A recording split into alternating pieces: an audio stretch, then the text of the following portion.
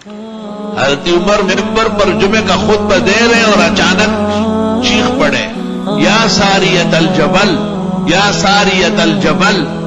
حضرت ساریہ رضی اللہ تعالیٰ عنہ شمال مصر گئے تھے، کفار کے خلاف نبرد آزما تھے، اور آپ آواز دے رہے کہ فوراً پہاڑ کی طرف متوجہ ہو جاؤ۔ لوگ ایک دوسرے کو دیکھ رہے ہیں۔ پوچھا امیر المومنین کیا بات ہے؟ فرمایا جو مجھے دیکھ رہا ہے آپ نہیں دیکھ سکتے۔ بعد میں جب حضرت ساریہ آئے اور فتوحات کر کے پوچھا، ہمیں معلوم نہیں تھا، دشمن پیچھے کی طرف سے آ کے انتظار میں تھا کہ یہ نماز میں لگ جائے اور ہم حملہ کریں۔ اچانک عمر کی آواز آئی مدینہ منورہ سے شمال مصر،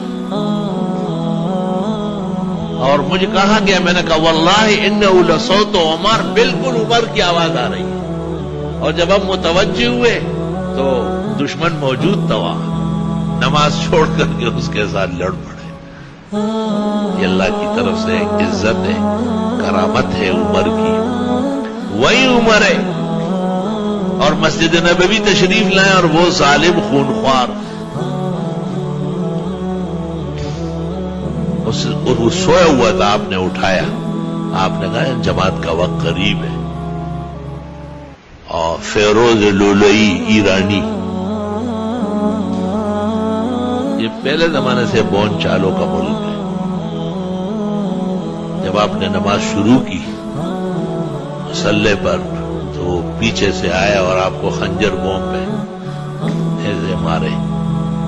تو دیکھو جب اللہ چاہے تو ممبر سے آواز مصر جا رہی ہے، اور جب اللہ نہ چاہے تو خود اس مسجد میں قاتل موجود ہے، اور حضرت عمر اس کو جگا رہے نماز کے لیے، یہ معلوم نہیں کہ چند لمحے کے بعد یہ میرے خون کا بدترین مرتکب ہو۔